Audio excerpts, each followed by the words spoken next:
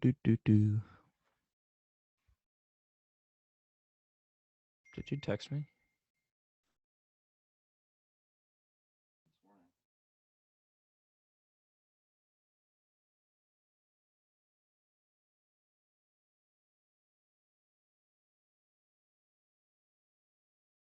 No. Okay.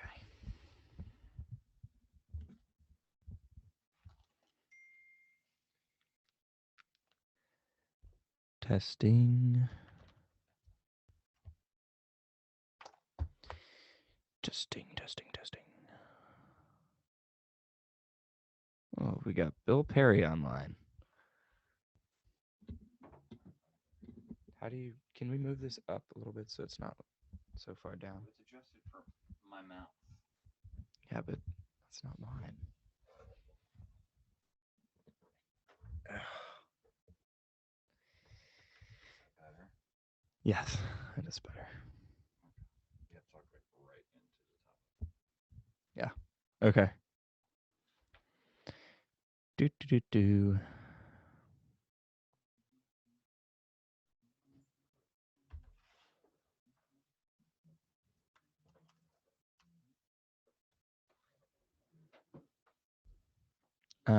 It's recording, right? It says recording there.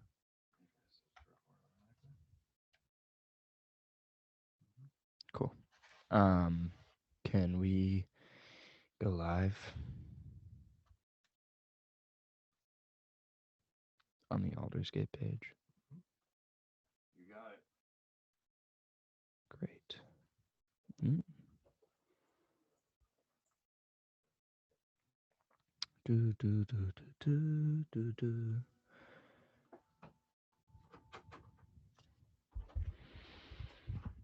How do I know when? Okay. Is he going to show up as a panelist? Yeah, you might have to. I've never done it with multiple people. It's experimental. So I'm usually supposed to. Am I supposed to be able to hear myself in the headphones or no?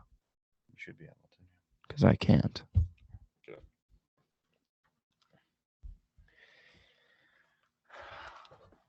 Make everything difficult, David. It's your program.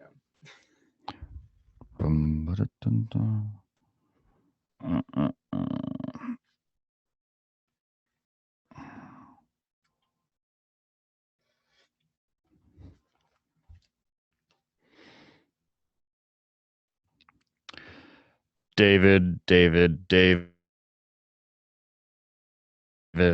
is lazy. Okay, there we go. It is. It's working. Yes, just don't move it.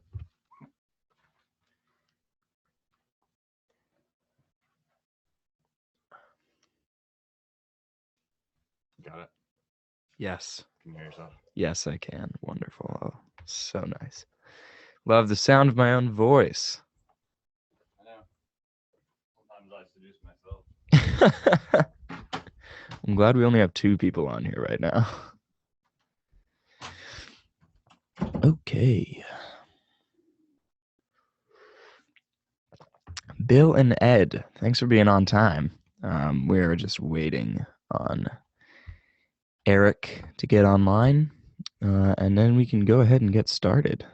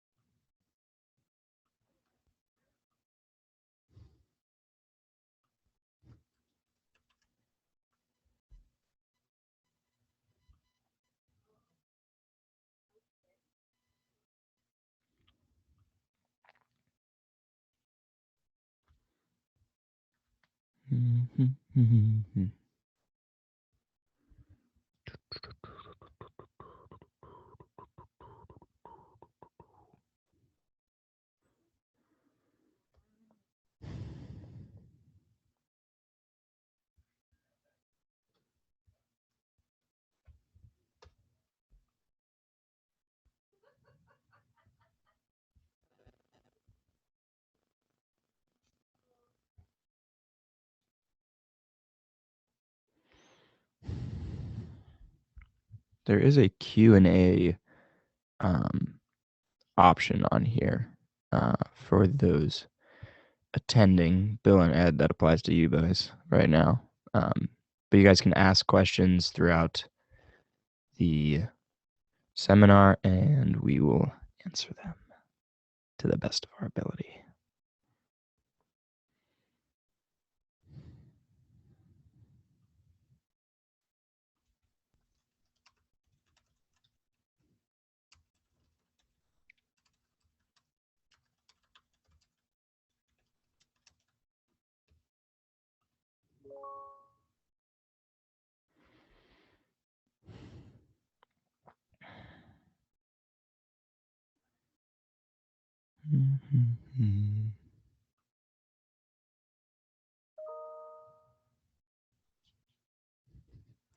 Eric lost his password, so we are just waiting on that.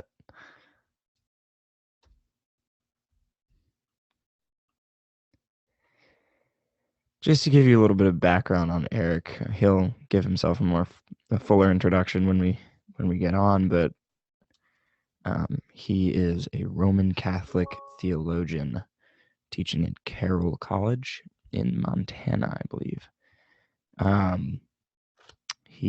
This is his second book, I believe. Very smart, obviously. So we're excited to have him on.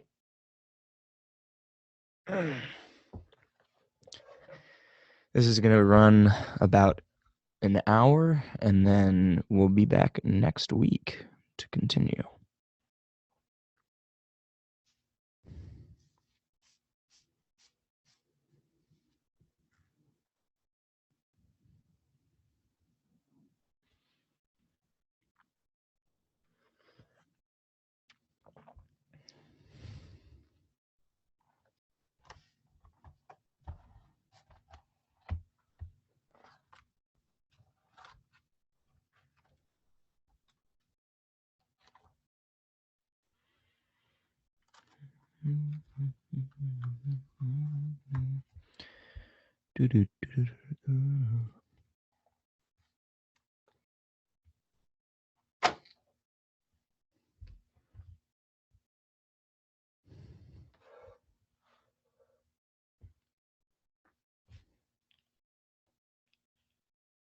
It's only ever in video footage that I realize that my glasses are crooked, which is unfortunate.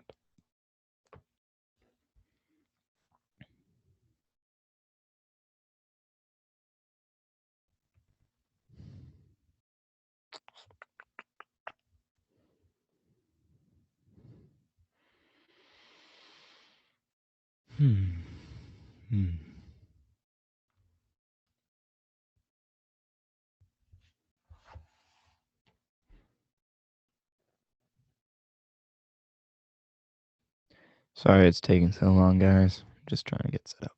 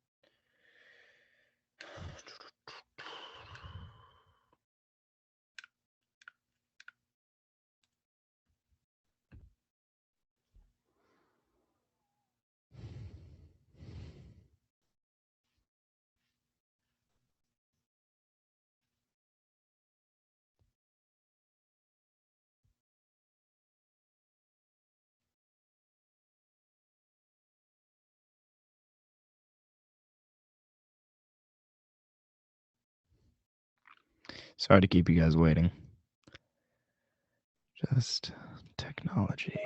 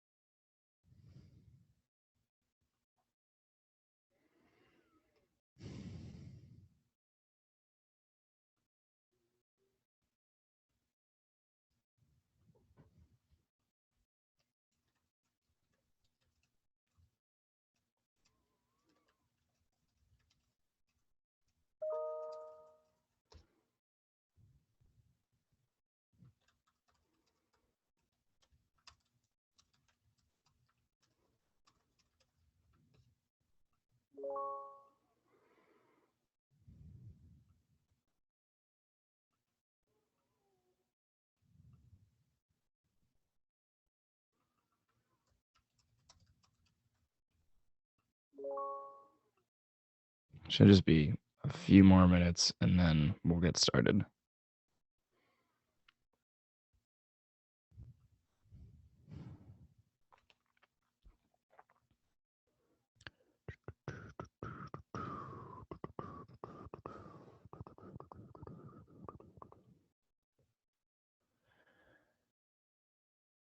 Here we are.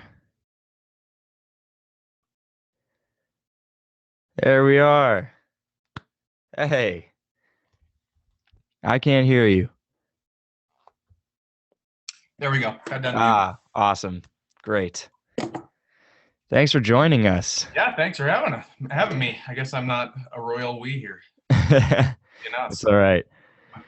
Okay, great. So we've got, let me just real quick go live on Facebook if that is okay with you. Yeah, I'm going to kind of get my Bluetooth headset set up as you do that. Okay.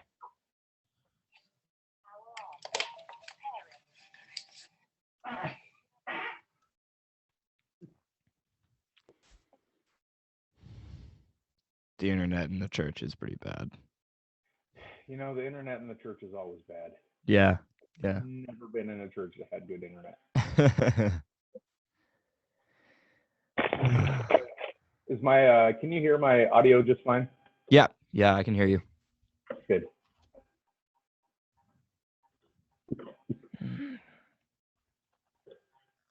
Let's see. Okay. And we are, I should have emailed you ahead of time. We're doing chapters 1 through 3. Yes. Book today. Okay. Yeah. Or we're gonna try and do that. I don't know if we'll get through the whole thing. Okay, that sounds good. Yeah. I'm gonna follow your lead if you don't mind.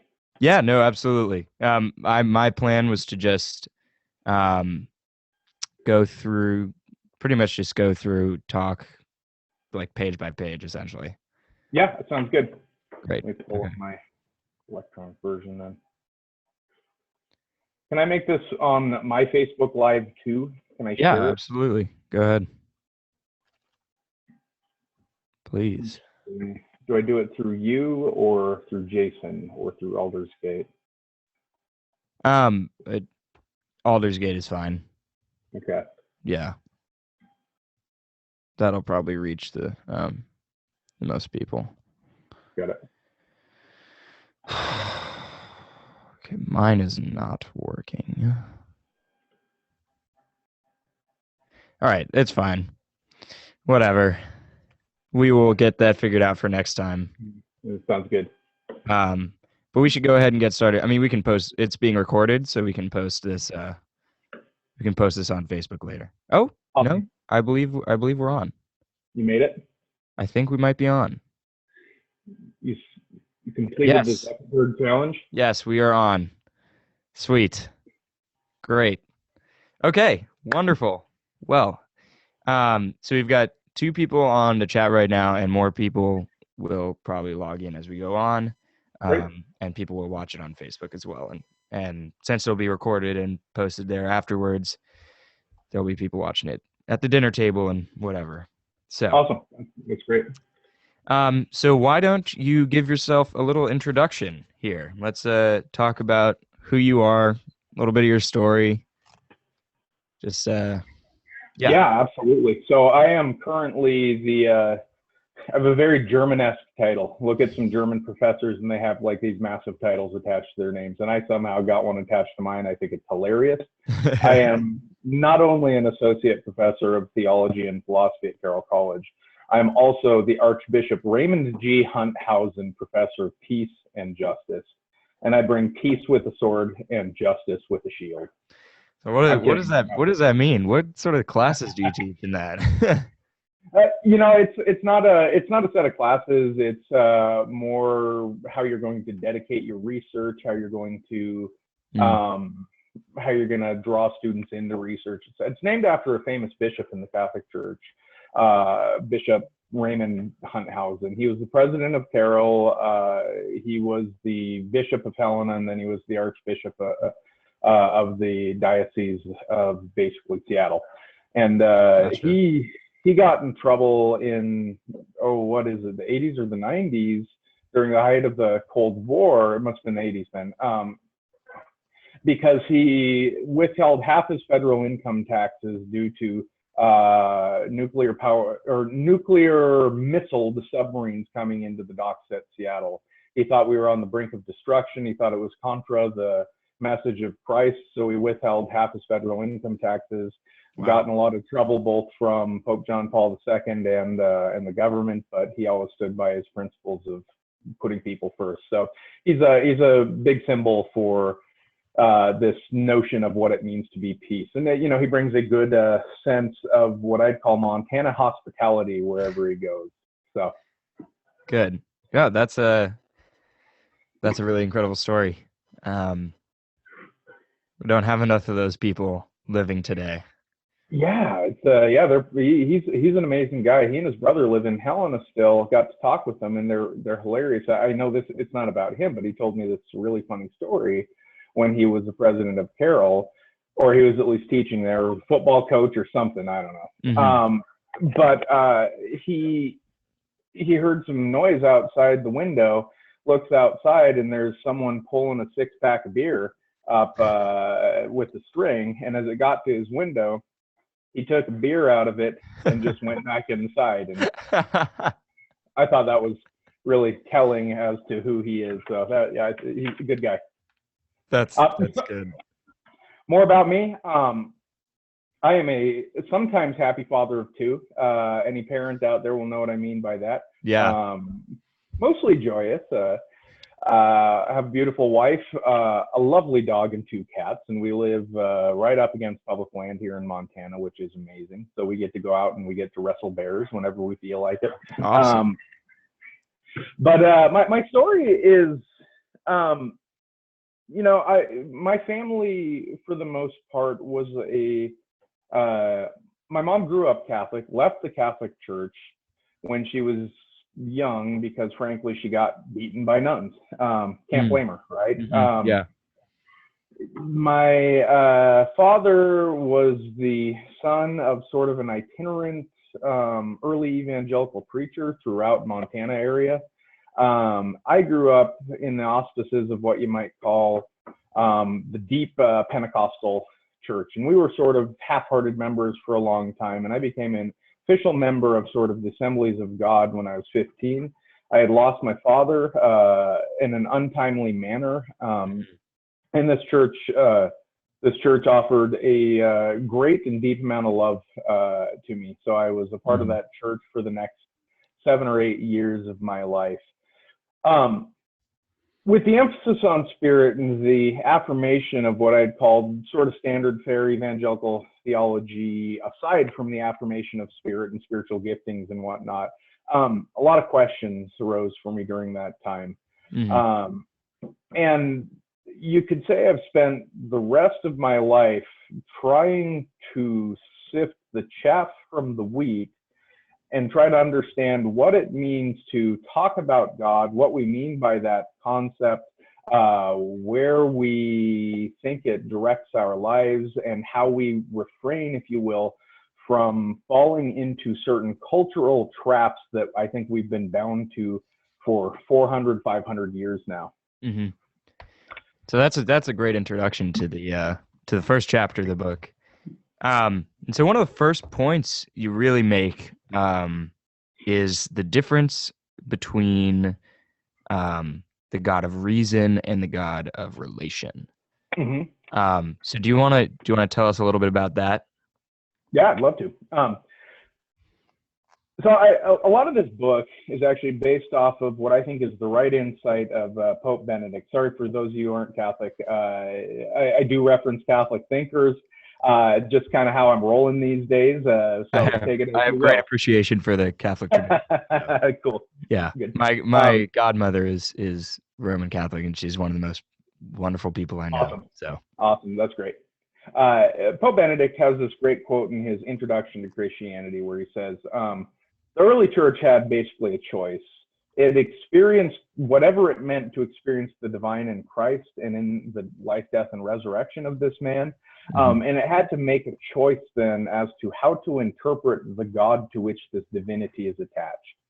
So it could go the route of the city gods and like attach Christ to someone like Zeus becomes the sort of the incarnate Zeus. I'm trying to think of what the right avatar of Zeus maybe would be the right word, or avatar of some other Greek god. Or it could reach back into the Greco intellectual tradition, into people like Plato, Aristotle, the Neoplatonists, and it opted for that second move.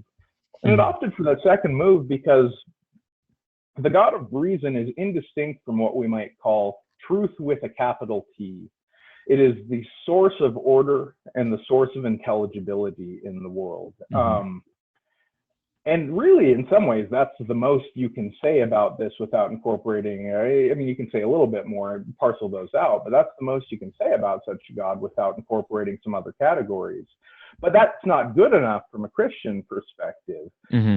When you're talking Christianly about God, you're not just talking about the one who creates and orders the world in some impersonal way. You're talking about the one who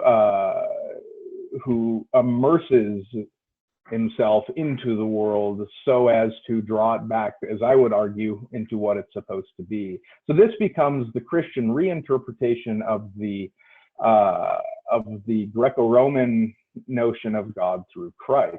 All of a sudden, the God who was distant, who merely thought about the best possible things, which is God, now thinks about that which is lower than God's self, us, and draws us into God's self. What does the Jewish tradition have to say about this, or what part of the Jewish tradition are we drawing on here? Yeah, I still struggle with that in some ways. I think Christ himself is a manifest unfolding of the Jewish tradition. But if you're talking about in terms of the concept of God, I don't think there's any one particular Jewish concept of God, if you will. There's a Deuteronomist notion of God whereby there's this covenantal set of relationships. You fulfill your end, God will fulfill God's end, even if with infinite patience. There's the prophetic concept of God that if you will, sees, or a lot of the prophets see these sort of religious rights as secondary to the pushes for justice. For instance, Amos let justice roll. And then even in the first two creation accounts, you have, it seems to me, two different, I won't even say concepts, but two different manifestations of God. One who sort of sits distantly above the earth, creating it and ordering it, separating it like a good king would send out vice regents to separate the world. And the other one who immerses himself into it and breathes into the very dust itself to create his image in Adam and Eve. So we're dealing... Sorry, go ahead. Oh, yeah. Well, sorry. Let me finish up. Christ becomes, I think, the very Jewish part of this, because he is, at least as a Christian, has to read Christ. He is the fulcrum and completion point of the Jewish tradition and what it would mean to absorb that God. So I'll leave it at that. So in this creation story, in these two different aspects of God, we're really talking about, I think, two different doctrines of creation. Right? We've got creatio ex nihilo, and then the creatio ex Deus or de Deus. Sure. So creation from nothing and creation from God. Mhm. So which one do we follow? What do we think? Because Yeah. if this creation, if this God is at the same time just fully above and fully beyond, but also completely immersed in the world, I'm just trying to figure out how, from the very beginnings of our faith, how we need to think about God. That's always a tough question when we talk the beginnings of our faith, because that's a very personal question, in the sense that each of us have different beginnings. So one person may need to see a more distant God, if you will, someone who's gone through great suffering, maybe, or depending on their personality. Another may need to see the God who is intimately with us. I Doesn't that actually make like God this. relational? Doesn't that make God sort of subjective to us, which I have issues with?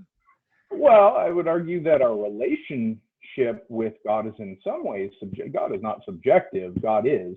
Right. But where we stand in relationship to God, how we there's this important category in Aristotle. It's called phronesis. And the notion of phronesis is one of practical wisdom. So we have these great principles that we can come to rationally, that we can think through, but then we need to learn how to interpret these principles in the moment. Sometimes they'll unfold better, sometimes they'll unfold worse. Right. It's actually not that different when we begin with God. We begin with God where we're at least in a Christian sense. If you're doing a purely academic appropriation, that might be totally different. But in a Christian sense, we begin with the question of where we're at. And then we should always be seeking, if you will, a full appropriation of the notion of God, but we may have to begin at different places. After all, when we learn through time, chronologically, and it may be wiser to begin with certain ideas than others. So, let me put it this way. In Genesis, I think we are presented with a full notion of God in these first two creation stories. And both are affirming ideas that we have to, if you will, metaphorically affirm at a personal level that unfolds intellectually in a more full and conceptual version of God. So they're two sides of the same coin. Okay. You don't have the God who is, if you will, with us without the God who is entirely distinct from us. It doesn't seem from this Judeo-Christian tradition. So you have the God. Putting it, yeah. Maybe, I don't know. I'm going with this. No, I thought that was very good. And this is something that we'll talk more about when we begin with David Bentley Hart's book, because this is one of the fundamental issues that he deals with. That's right. But anyways, back to your text. We're still in chapter 1. But you make several points about a culture that is not religious, about families being semi-religious and stuff like that. So what is that? How do you think our modern culture plays into our concept of God? That's a big. I know it's a big question, but if we can just sort of try and get at it a little bit. Hold on, I got to plug up. I'm gonna have to turn these off. They're running out of battery. Sorry. No worries. Take your time. Just do this real quick. Okay, can you hear me? Yep, loud and clear. So how does our culture, say that again, I like the way you asked that. How does our modern culture influence our concepts of God? Good, I was talking a few days ago with Bishop Will Willimon of the Methodist Church, and we were talking a little bit about this, and about how our late capitalist culture has sort of made us numb to the idea of death, and how that's changed our notions of God and how we interact with God. So something sort of in that vein. What are your thoughts? What are your thoughts there? Let's talk both immediate and let's talk long term, okay? Okay. Because we have some immediate ideas that we could start bringing up. I mean, we're told constantly, we have shoved down our throat one idea of God. I'll eventually come to it in the book, is what we call Jersey Shore God. Right. Yeah, we'll get to that later today. Yeah. We start with it as the concept of God as a cosmic vending machine, who, if you say the right incantations to and utter the right words, will save you from his own wrath, giving it instead, of course, to his son, and allow you to enter paradise. I don't know, maybe you get 13 virgins. I don't know how it works. But I got myself in trouble there, I think. A little bit. I think we've created God into a cosmic vending machine, right? So we just approach God as sort of a giver of things. We try to cajole God, coax God into serving us, much in the same way that the sort of ancient peoples in many ways have. And that, frankly, people like Plato and Aristotle and these other philosophers were trying to overcome. Mm-hmm. So I think that's one of the biggest ways that we make a mistake. And this comes from both a, if you will, quote unquote theistic side, and I say quote because I don't think it's true theism, as well as coming from the atheistic side, because you approach the Dawkins, you approach some of the new atheists, and you say, but they present to you who God is and who the believer is. God is the angry one in the sky who can throw lightning bolts at you, and who, if you say again these right words, will bless you, right? And it's the source of war, mischief, and all bad things in the world for the new atheists. And frankly, it's not a bad unfolding of what we oftentimes mean culturally by God. But then you approach them with the idea that actually that's not what we mean, though, in the tradition. It's not what the ancient sense of God is. It's not how God is not, for instance, merely a being amongst other beings. This is a good sort of a Catholic way of talking here that I don't think is reducible to Catholicism. But God isn't a person. God is personal, but God isn't a person in the sense of being an object among other objects. Here's a paperclip that I'm holding up. Here's a cup. Philosophers always go to cups, right? These are objects in the room. God is not an object in the room, but the source that allows any of these objects to be, including you, me, and the relationships that exist between us. Right. So God isn't a being. God is the very active being that allows all things to emerge in their existence, right? That's a very different concept. That's Miyagi God, by the way. That's a very different concept of God than how we usually think through it. Right. So culturally, what do we do to it? We turn God into a super muscular, I always pictured sort of the Sistine Chapel, right? This super muscular, shredded old man river who could totally beat you in a leg wrestling match in the sky. And I think that just is disastrous in terms of what we mean by God. Yeah, no, absolutely. I agree. And to put that all pretty much succinctly, it goes back very much to the burning bush passage that you cite later. That God is simply. I think so. Yeah. And that's sort of philosophers have dealt with that question for a long time about whether something can exist that simply is. Mm-hmm, mm-hmm. And for Plato, it was the one. For us, it's God. Mm-hmm. But modern culture, modern philosophy, especially in the 20th century, tried to move away from that a lot, especially a lot of post-Kantians, people reading the theism or the theology out of these ancient philosophers. But that's a lot of the times due to misconceptions of what God is. I think so. I mean, and this is the long-term cause.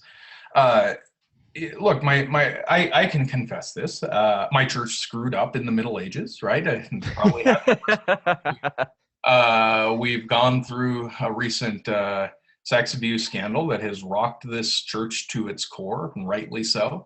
Right. But at the time, a character emerged by the name of Luther, and he didn't stand alone. There were many others who were also like him. They saw the corrupt, exactly, and so the theism that I'm talking about began to get interpreted by way of some Catholic thinkers in and through Christ as a sort of what would you call it? They get interpreted through Anselm in a sort of tit for tat manner, in the sense that you have to merit your way into the heavenly realm.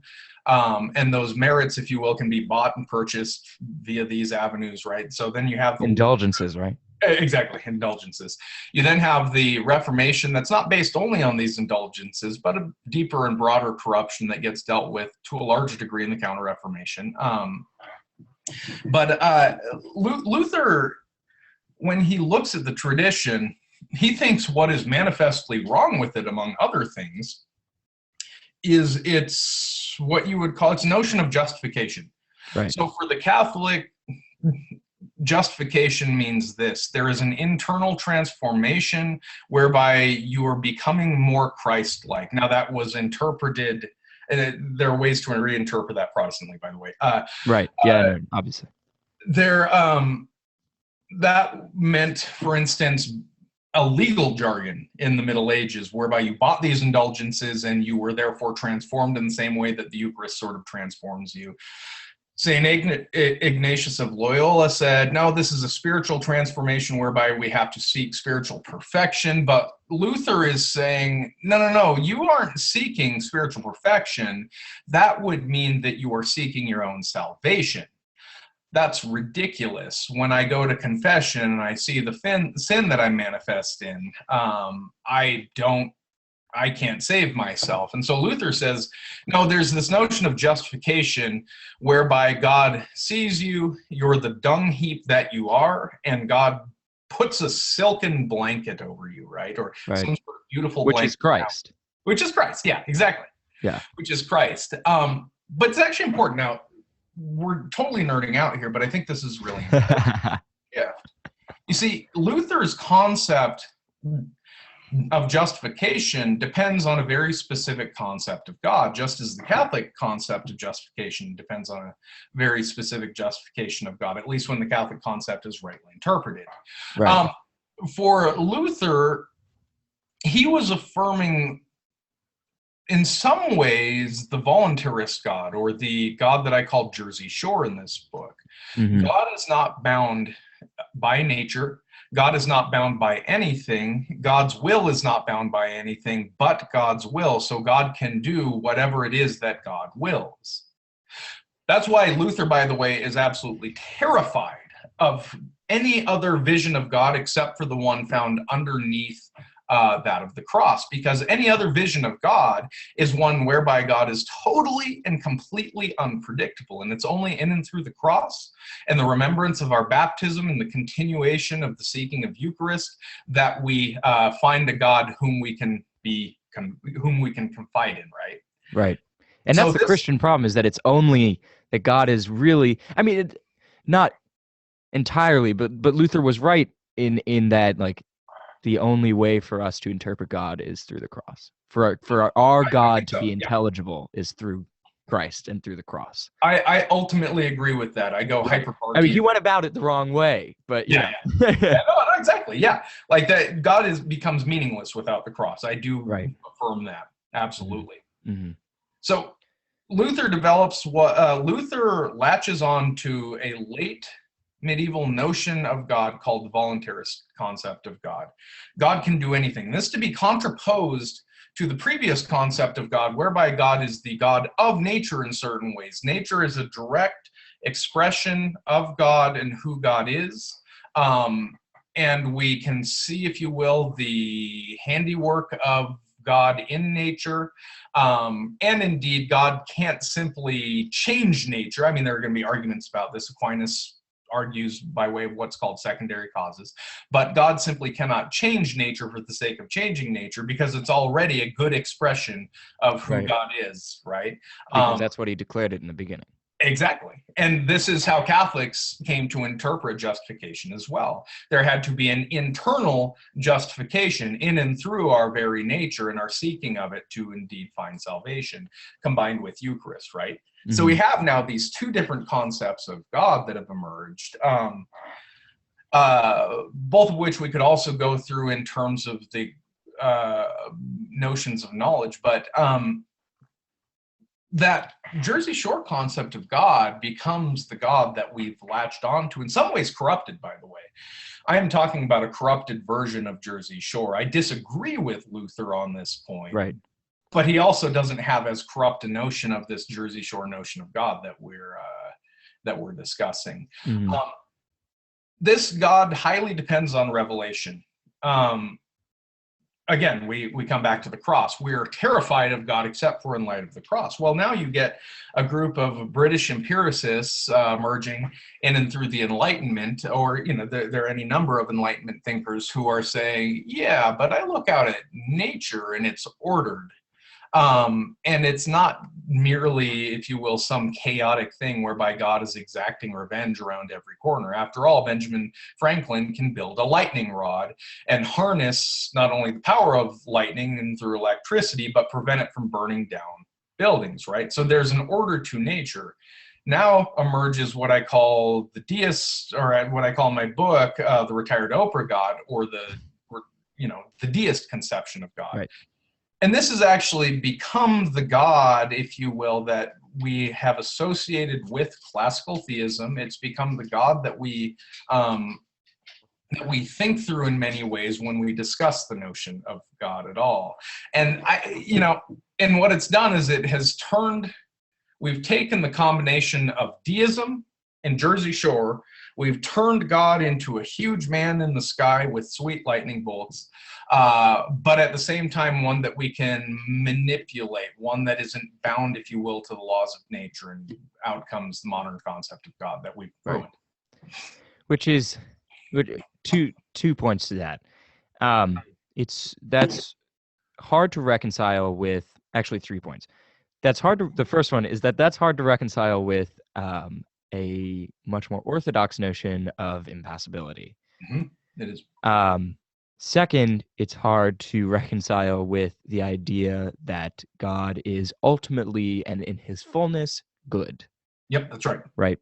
And that's Luther struggled with that a lot. Luther, I don't think, ever conceived of God as good except through the cross. Good. Absolutely. Yeah. God could be identified with a demon, he says. Right.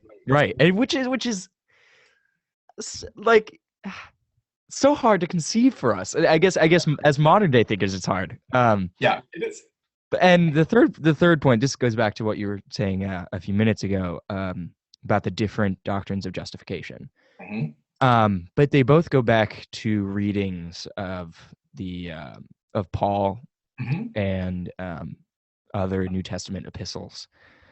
And Luther sort of took this very Pauline direct. This has to mean justification by faith and faith alone. Yep. But then you juxtapose that with the letter of James, and sure. You're like, well, what are we supposed to do now? But they're not mutually exclusive. No. Right. Yeah. So I was wondering if you could speak a little bit to maybe all three of those points. So impassibility, God's nature as good, and reconciling those two doctrines. So impassibility in the classical sense means this: God is eternality. God isn't in the eternal, right? So eternality isn't some space separate from God. God's is eternality. And so whatever we say of God, including, frankly, of the cross, and I think this is something that Catholics have struggled with in certain ways, we're saying that God has been this of and since and for eternity, such that God has never been something other than, for instance, the God who comes to us on the cross. Right. So divine impassibility means that as we exist in time in a series of chronological events, God, if you will, is in a constant mode of creation, such that God doesn't, if you will, gosh, this is so hard to explain. God doesn't create, if you will, each of these events or see them unfold chronologically, but sees the whole unfolding of creation in and through the eternal moment, which he is always upholding and subsisting. There you go. Happy birthday. Go with it. Go. No, that's it. I mean, that's about as well as anybody can put the doctrine of impassibility. It's really, yeah, it's a really tough one to grapple with. Yeah, no, it is. And in some ways, like, so what voluntarism does and voluntarist God does, whether it affirms eternity or the eternality of God or not, well, in any strict intellectual sense, it certainly affirms, if you will, like Calvin is going to argue for, God is a will willing itself. That's how Calvin argues for God in Institutes. And what he means by that is that God is faithful in all things. So God wills to be a God for us and will therefore never change God's will in this. Now, Luther doesn't have exactly that same idea, right? Mm-hmm. God is Luther's terrified of God, way more so, and maybe even rightly so in some ways than Calvin is. So eternality and impassibility doesn't come to be an impassibility of God's substance and nature, for lack of a better term, but rather of God's will and relationship to us. Right. And then deism, it would. Can you affirm impassibility from a deistic sense, other than we say that why would God want to be anything other than who God is? Yeah, I'm not sure we can. Yeah, I don't know. I think that's a good question. Well, I'll think about that. Yeah. Maybe that'll be my dissertation someday. Yeah, do it. Awesome. Yeah. So just to summarize that a little bit, the doctrine of impassibility isn't really about the substance of God per se, and more about God's relation to us. I'd argue for both, right? So in that God is, it depends on what you mean by substance. If you mean by substance an object among other objects, because we can't really speak about God in terms of substance. But it's like the only grammar that we really. Yeah, in some ways. I mean, we don't call. If I say it's factual that God exists, in strict terms, that's actually kind of contradictory, because what we mean by facts are cups and paper clips and phones and you and me and things in the world, right? And God's not a thing in the world. God is the very source of all these things, but that's just the way we speak. Right. So, yeah, so let's put it this way. For the classical theist, God couldn't just be a will willing itself. God has to be also an intellect, because at the base of everything is intellect. Right. That's the God of reason that you. That's the God of reason that I bring up in this book, right? Here, let me give a quick demonstration of what I mean by that, right? Okay. So when I talked about a cup, should we go back to the cup? Let's do it. We have to. When I talk about a cup, I'm not talking about some material substance per se. There's that too, but that's actually a secondary aspect of what a cup is. Right. Because what I mean when I talk about a cup is the definition of the cup. And we define what we would call artifacts or human-made things by way of their function, right? So the point of the cup, or the definition of the cup, is to be drunk out of. Well, not sometimes it's to get drunk out. Right. No, the essence of the cup is in the act itself. Like exactly. Yeah. The drinking of the cup, that is when the cup is most itself. Sure. That's right. And so what this means is that the definition has priority in its reality over the materiality of things. We could get into all sorts of technical discussions between Plato and Aristotle, but all of them are going to affirm that, if you will, order comes before chaos. Material is, if you will, chaotic and to be ordered, and that the definition and the form of something creates the substance of what it is. What we would say from a Platonic perspective then is that there is a universal cup in each of these cups, and God is the universal of all universals, drawing together the order and unity of this world, such that we can not only know the cup, but we can also drink from the cup. Right. This is getting strangely Eucharistic right now. Also, this is way more of a metaphysics discussion than I ever thought we were getting into. Yeah, sorry, man. No worries. I'm enjoying it. I'm enjoying it. I think it's important, even if it's confusing and difficult, we got to jump back into these things, even if people want to say, "Yeah, could you shut up now that you're full of crap?" I'm fine with that. Yeah. But that's the impassibility then of this God. God is an intellect thinking through God's self, and in that act of thought, creating the world. Right? Mm-hmm. The world in classical Greek thought emanates from God, so it's a sort of an automatic emanation. We affirm as Christians that God freely and willingly creates. This gets into difficult issues, but that's fine. Always does. But Calvin is saying that God from the intellectual perspective is bound to God's self and God's intellect and how God thinks through these things in order to create them. Calvin's saying, that crap doesn't matter. God could have created any infinite number of universes if God so desired. But what we can count on with the constancy of God is not that God is who God is in any substantive metaphysical sense, but rather God will be for us whom God says he will be for us, namely the one who comes to us on the cross. Right. So does that help to distinguish those two? Yeah, it does. Good. In the interest of time, let's move a little bit forward. And by a little bit forward, I literally flipped the page, and I have another question for you. Yeah, please.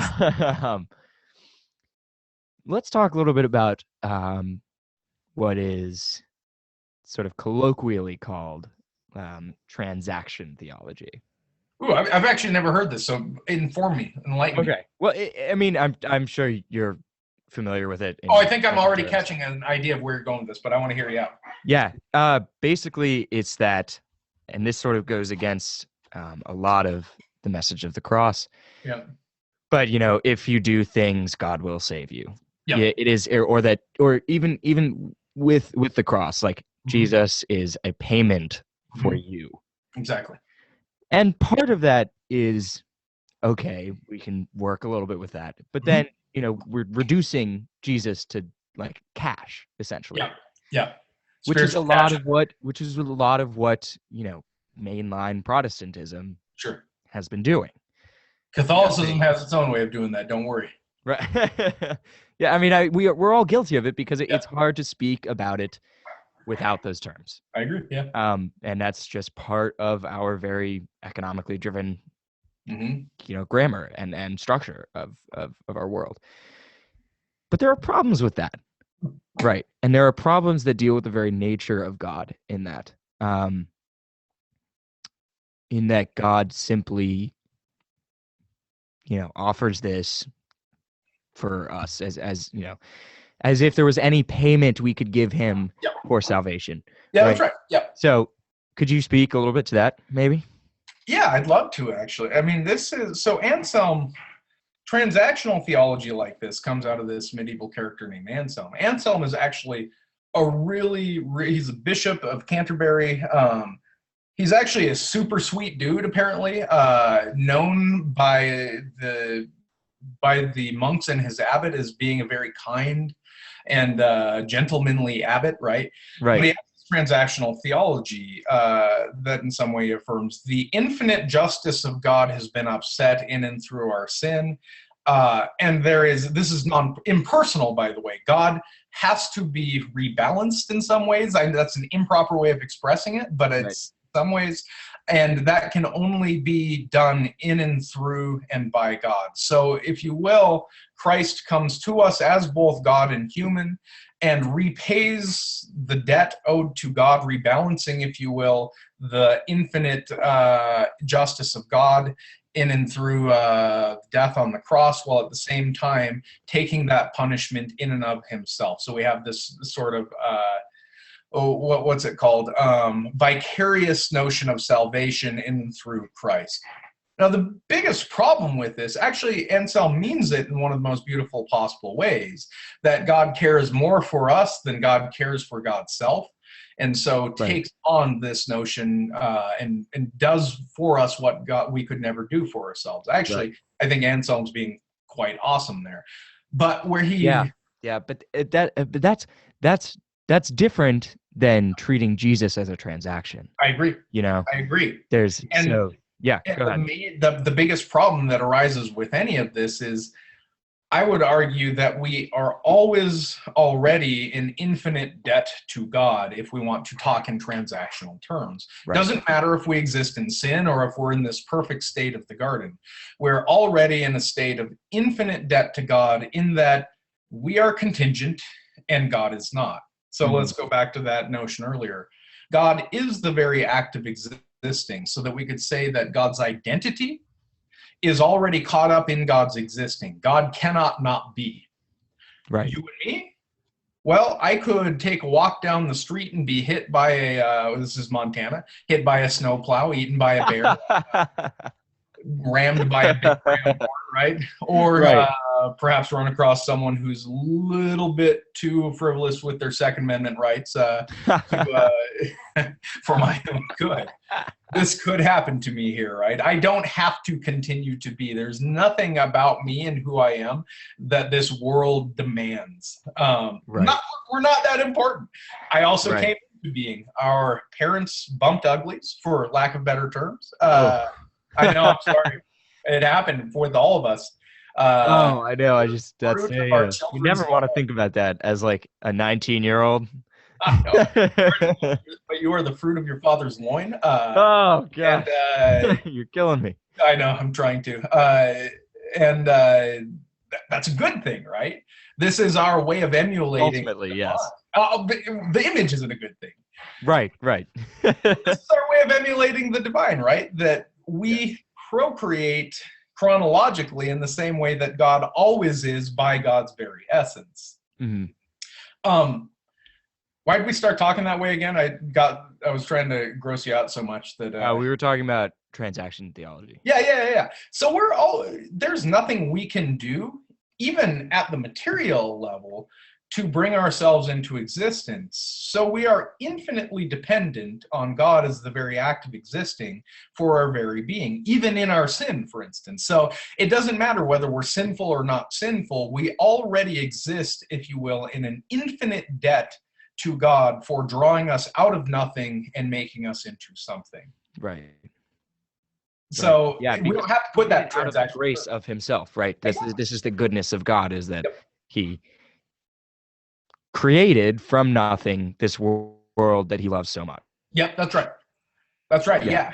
I mean, that's why I think, like, when we want to start talking sin, and we eventually will, we always have to, if you will, crosshatch sin with Christ. And we have to ask, well, what was the world supposed to be? What was it always supposed to have been? And what is it now? And then we can begin defining sin, because sin is, if you will, the harmos, we fall short Mhm. of a world in which it was supposed to have been made. Mhm. Yeah. Great. Okay, so we're gonna take. We're like still on the first chapter of your book here.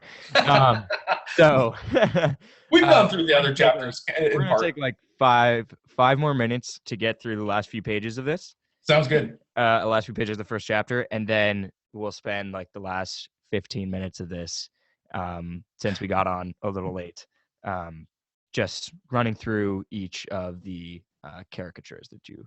Yeah, sounds good. have That's got. awesome. Yep. Also, Jason has just entered the room and says hello. Hey, Jason. He's bringing me my charger. Is Beautiful he young gonna man. poke his face? Is he going to put his face on? There he is. And my day is complete now. Can you plug it in for me? Please? Are you commanding Jason around? No, I'm asking him out of his good graces. The infinite debt. That's it. Yeah. I mean, I owe Jason so much already. So, great. Okay. All right. Like I said, spend a few minutes just finishing up with this chapter. Yeah. So if you can put this succinctly, Yeah. which will be hard. I'll try. I don't know if I can. Right. No, I mean it's that's okay. Yeah. You say on page 11, I rejected their dismissal of the application of reason to God, taking Yep. up the question of God as an intellectual pursuit. Can you talk a little bit about that? And also, why is it bad to conceive of God as not reason? Good. So, looking for that quote here. I want to think through it for a second. Page 11, like towards the bottom, in the Towards the middle of that, second paragraph. So for me, it was a matter, in some ways, this was already a religious application of God. This didn't mean leaving religiosity behind, but it meant seeing a more fulfilling Right. notion of religion, Right. right? So if you look at the way that I come to express it after this, I said, the God of reason became for me a flashlight in a dark room where I could earlier smell that someone was hiding a dead, rotting fish, maybe even several, but couldn't yet find it. No, without the light of the philosopher's I God, love your imagery in this book, by the way. Great. I'd have no hope of ferreting out these smelly mackerels of falsehood, and I had zero chance of ever finding anything like truth about God. Luckily, I found myself a flashlight in philosophy. So here's what I was talking about in terms of why there's no one beginning point with God. The one who begins with God, say a Plato or say an Augustine, Augustine is probably the better term. Augustine begins with a very philosophical notion of God, and through his mother's prayers, if you will, at least that's what he proclaims, and if you will, in and by and through grace, especially of the beauty of creation, he is drawn into a religious notion of God bound up especially with Christ and a particular interpretation of Christ. But I was beginning in a very different place. I was beginning in a denomination that has traditionally, and this is not true anymore per se, but traditionally eschewed reason for the sake of feeling something to be right. Right. What I saw there was a power grab.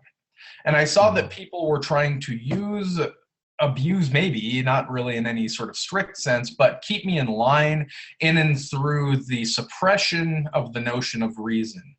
And when I read these ancient philosophers and realized that there could not be any distinction between truth and truths, if you will, it was freeing for me. So in and through the pursuit of the God of reason, I also got to pursue truth. So I absconded from a previous world of being a young earth creationist, right? Yeah. Where I thought that I had to, because scripture said I had to believe that the earth was 5,000 years old, something like that. That doesn't mean that I have to buy into a purely chance sense of Darwinian evolution. I can't. I'm Christian. The whole thing is oriented toward Christ, but it redefined a way that I could, if you will, see truth in the world that I was supposed to ignore, while at the same time affirming these truths in a broader context.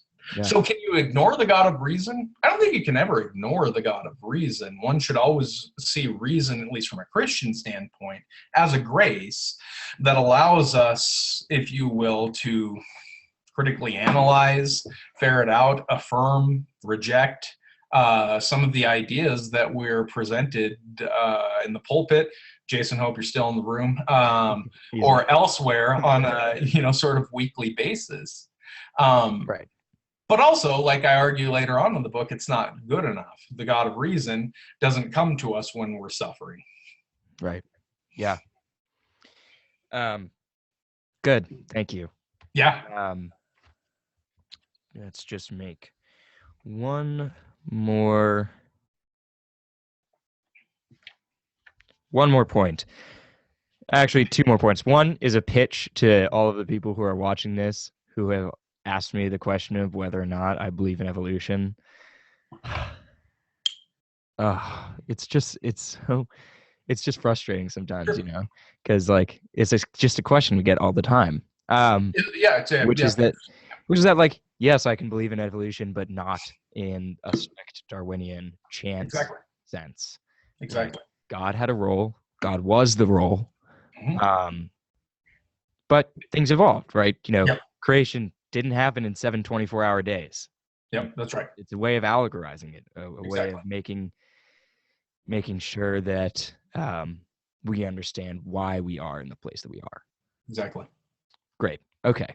Just wanted to get that out of there. No, That's I- always in my system. So I yeah. wanted like all the people watching this to hear that. Yeah, well, we affirm as Christians, we affirm something that is inherently unaffirmable by way of Darwin, right? A first century Jew is the meaning and trajectory of the universe. I mean, you can't come to that, right, by way of Darwinian thought. And yet at the same time, it's really not hard to see the way of genetic mutation and how it functions. Right. But Yeah, that's exactly. And the second point is right at the end of this chapter on the bottom of page 13. I just want you to speak for a hot second to because then we gotta run through these caricatures and wrap up. Run through why this book's Catholicity does not make it exclusive for Catholics, knowing that the definition of Catholic simply means universal. Yeah, sure. And of course, I'm using Catholic here in a more specifically religious sense. Right. What I mean by the Catholicity here is this: that we are always in a sort of relationship of trying to reconcile a concept of God that we know with a biblical understanding of God through Christ. Mm-hmm. Catholics do that explicitly by saying, here's a God of reason, here is Christ, and we are trying to reconcile them openly and faithfully. I think everyone else does that as well. They just don't say it as openly. And so perhaps if there's something you can learn from at least parts of the Catholic tradition, it's how to do that openly and with a sort of critical eye as to how you're doing it. And that's why it's not exclusive at all. I can't tell you how to believe about Luther versus Ignatius of Loyola, right? Right. But you can at least be open and honest in your way of doing so. Great. Thank you. Yep. All right. Let's run through this. We're going to run through very quickly. And basically, I'm just going to ask you to describe each of them. You got it. If I have a specific question about it, I will chime in. Sounds good. So let's go first. The Mr. Miyagi God. Yes. God of classical theism. Give it to me straight. Okay. First of all, I was going to make all these into MMA fighters. And then I realized that would exclude a huge portion of the audience. Yeah. I decided to Mr. Miyagi, since he is my all-time favorite movie character. You made the right decision. Miyagi God. Miyagi God is the God of intellect. He is imperturbable, cannot be moved, cannot be manipulated in any way. Miyagi God is the source of life, the one who is both intimately intertwined with creation while at the same time is at a distance and, if you will, not able to be mixed up with creation. How else do I describe Miyagi God? God is pure intellect, thought thinking through itself, and in that thinking creates a created order. And the defining characteristic here that I think is important for this book is that God is free not to do whatever God wants, but what God wants is always identical with who God is. So God only ever does what God is, which is the good. Right. Good. Okay. That's Miyagi God. Okay. I will chime in with a question. Yeah. There's something a little bit violent about this God.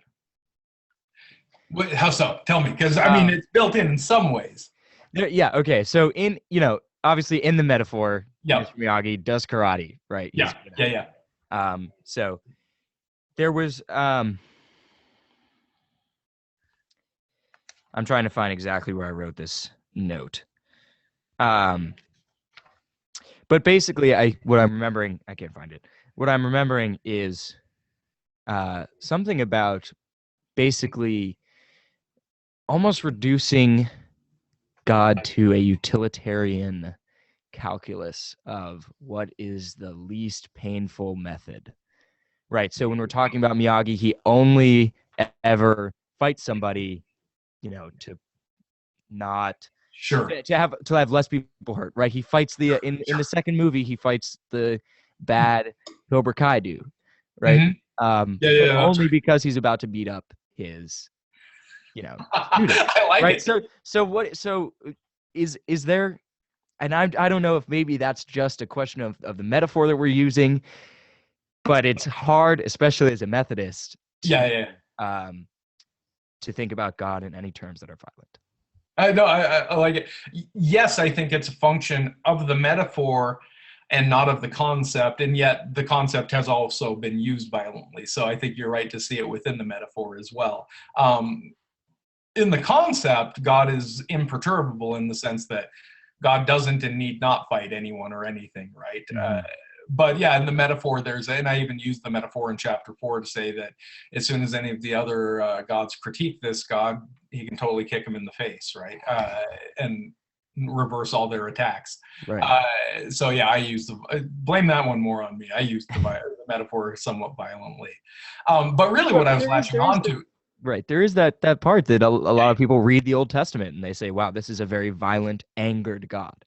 Which is funny because it's the exact opposite that I'm trying to portray. Right. What I want people to latch onto with Miyagi is the imperturbability Mhm. and the fact that he is unshaken in all things and always standing, if you will, in a sort of emotionless or seemingly emotionless imperturbability that allows Daniel-san to become the person who he needs to be. Great. That's what I want people to see in this. But yeah, it's interesting. We'll have to talk about that. Yeah, we can talk more about that later. Yeah. Maybe when we're in the later chapters, synthesizing these different conceptions. We'll bring out violence also in the Bentley Hart book, and it's going to be a really, really important thing to talk about. So yeah, great. Okay, the voluntarist God, the Jersey Shore God. Okay, so if we had the God of intellect in the previous one, the God who could not do anything other than who God is, Jersey Shore and the late medievalists say, forget you.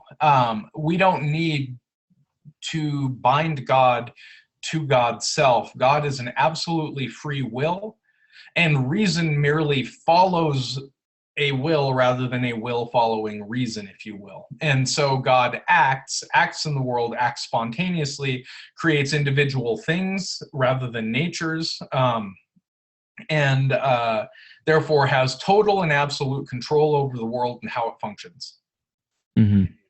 So the main reason that early thinkers came up with this sense of God is that, again, we could go back to Luther and Luther's notion of justification, or we could simply talk about the miraculous. God is able to cause things to be in the world that previously weren't, for instance, or right. for which had no potentiality.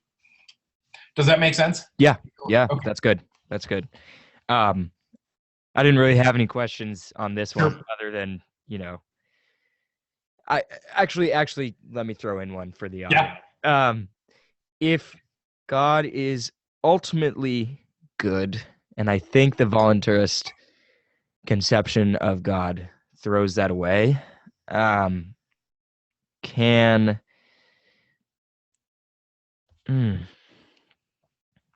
that be a functional part of him?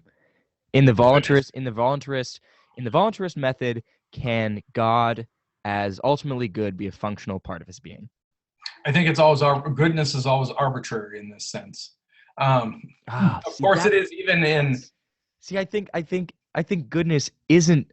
I think the voluntarists see it as arbitrary, but I think goodness. Oh, that's what I'm saying. Okay. Sorry. So let's put it this way: we can project goodness onto God in the classical Miyagi sense as well, but we'll have differing interpretations of what that goodness might come to mean, right?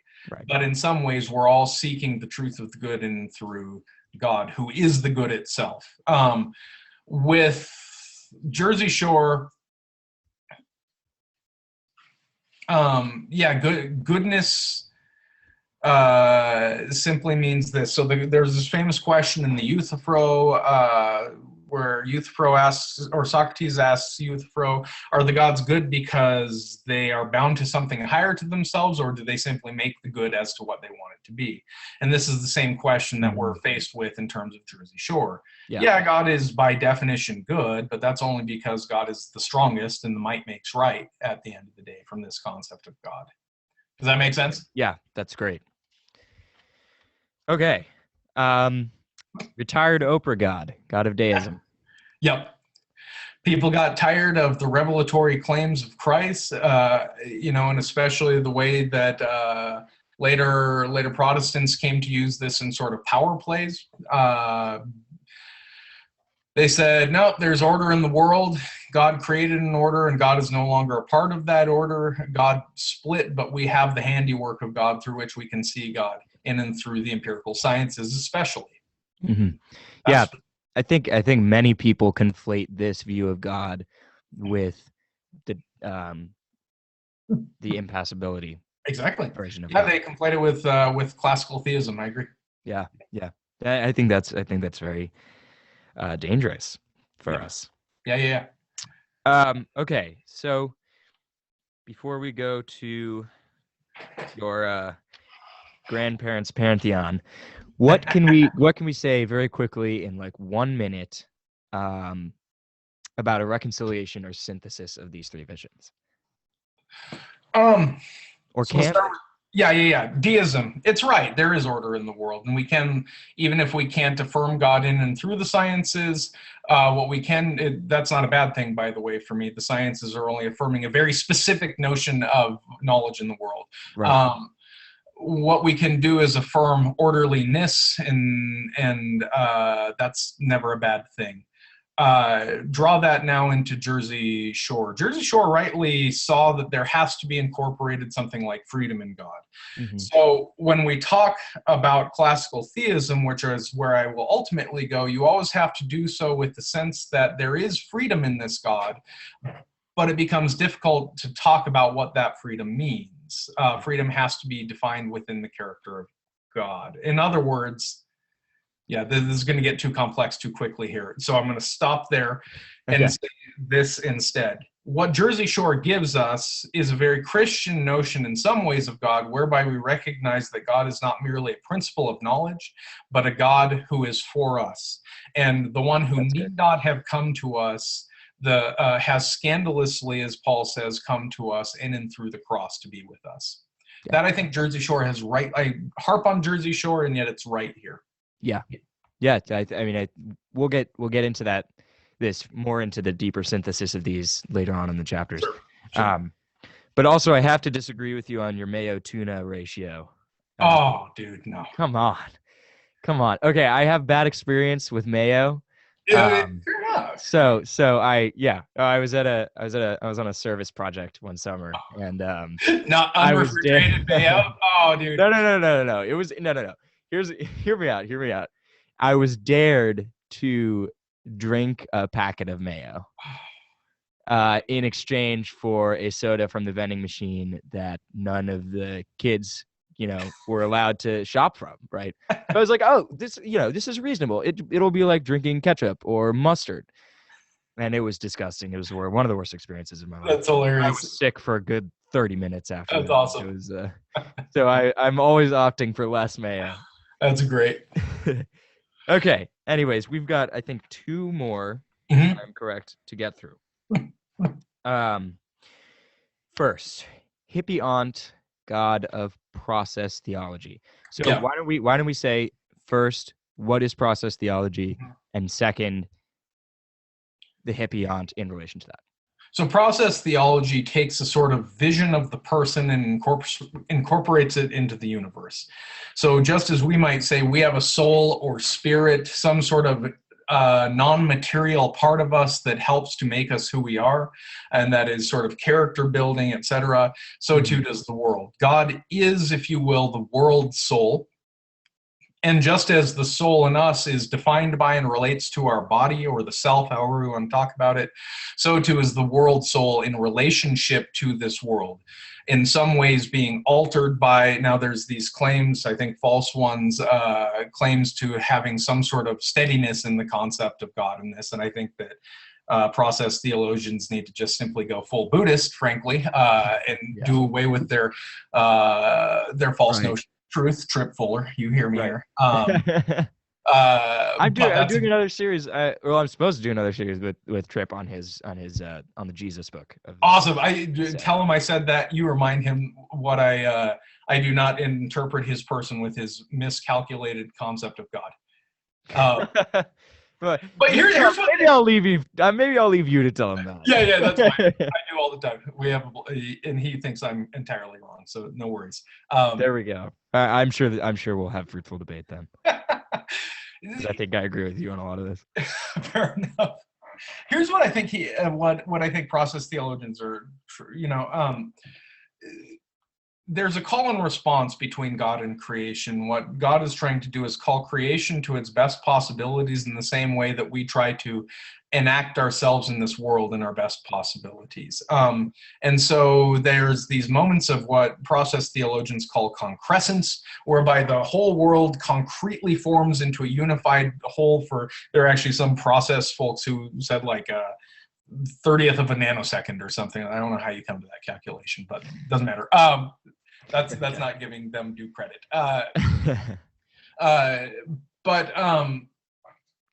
Yeah, and in that, and then what God does, God offers the world possibilities. The world in return either takes up or rejects those possibilities, and there's this sort of constant unfolding of the world and God in relationship to the world in and through time. So it's an explicit rejection of the notion of divine impassibility for the sake of a real sense of freedom to the world. And it's trying to, in some ways, find and create meaning. Now, I use hippie ant as I used to see, especially with the W's in office, and I assume they're going to come back soon. I used to see a lot of drum circles on the corner where I lived when I was living in Seattle.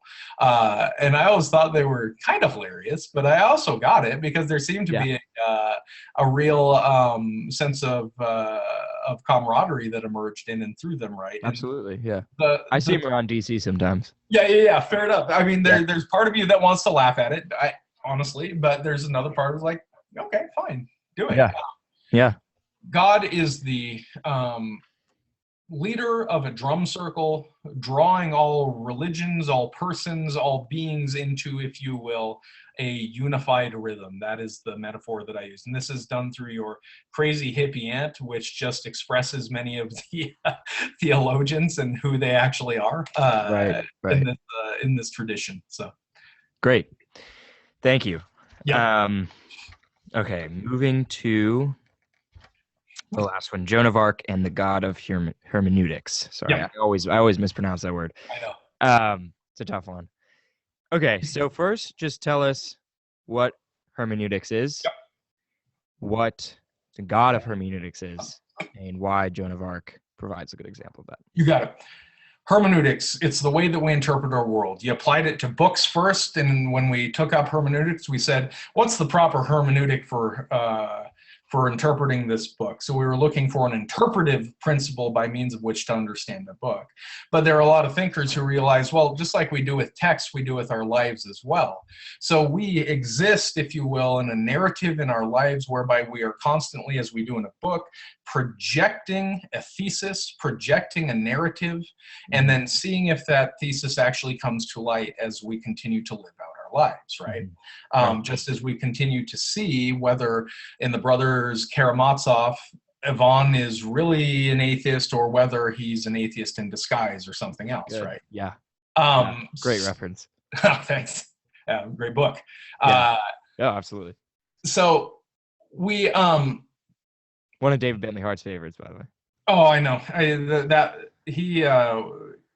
have a man crush on him. So. Oh, I have just a regular crush on him. Just a straight up crush, yeah, fair enough. Crush, yeah, there we go. Crush, yeah. So how do you say it? What's this do for us? Well, the God of hermeneutics, if you will, it comes from Jersey Shore, but it's a corrective to Yeah. Jersey Shore, especially interpreting God in and through this notion that God is love. And what this God does is it constantly interrupts the narrative of the world that we project, Mhm. that we think is the case. So think of it this way. We always think that we're awesome. We always think we're really, really the most important things in the world. And what the God of hermeneutics is the interruption in our lives that draws us out of ourselves and back to a Christ-centered life that learns to see the other as yourself. Mhm. And I use Joan of Arc because I just tried to put myself in the experience of a soldier on a field in the Middle Ages. You don't expect to get stabbed and killed by, again, by own image, sorry, stabbed and killed by a teenage girl, right? And yet here she is overtaking your town, Right. and all of a sudden, your world has been blown open.